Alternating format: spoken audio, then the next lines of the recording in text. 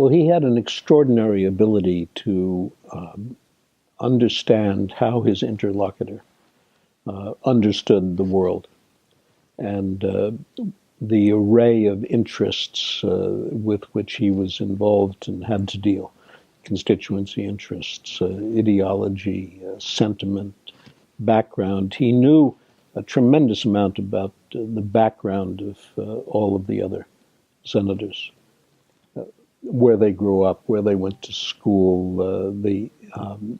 what their experience had been prior to becoming a member of Congress or a member of the Senate, and so he could put himself in their position and see the world as they saw it. And in trying to build alliances, and leadership in the Senate means the ability to persuade your fellow senators to act in concert with you, either for or against some issue that's before the Senate. His ability to understand where they were coming from was crucial.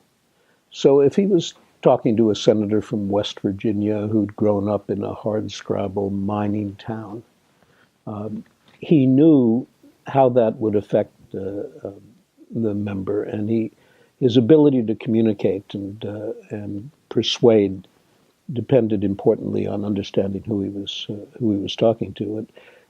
And there were people who pretended to leadership then, and even more today, who think simply making the argument, reading the talking points, is enough.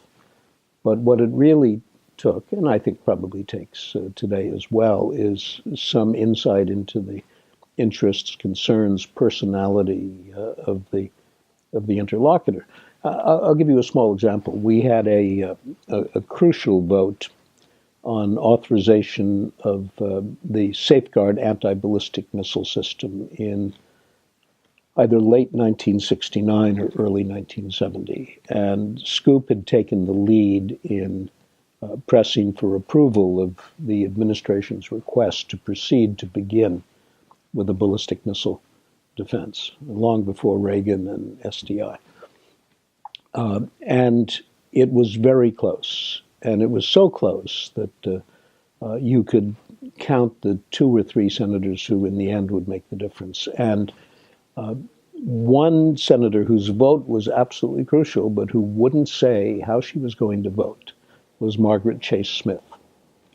And Scoop chaired many meetings with fellow senators supporting the measure and with officials from the administration talking about strategy. And Margaret Chase Smith's name came up all the time. And they recommended, various people involved in this recommended ways of approaching Margaret Chase Smith. And Scoop convinced the others not to pressure Margaret Chase Smith, because he was quite sure that if she was pressured, she'd go the other way, that is, she'd go against it. She had working for her a retired colonel who was very influential. And Scoop said by far the best way to convey important information is in conversation with him. And he orchestrated a number of conversations. I've forgotten the staff's name with this individual, but nobody was permitted, as long as Scoop was calling the shots, to lean on Margaret Chase Smith. And when the roll was called, she voted to support the system. And watching this all happen, you could be quite sure Scoop was right, that the usual approach, offering her something in exchange, getting her constituents to lean on him, mobilizing groups in Maine, none of that would have worked. And what did work was leaving her alone to make up her mind, and influencing, to the degree that one could, her advisor on these matters. So he was a master at that.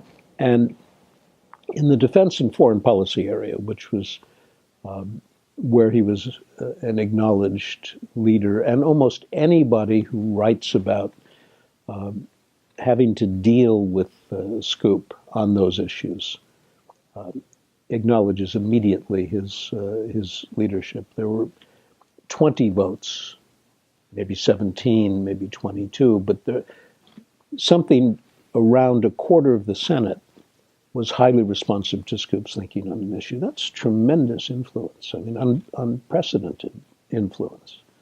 So, and lots of his colleagues who were influenced by him, first of all, recognized his expertise, recognized the depth of his work on an issue. He knew more than anybody else.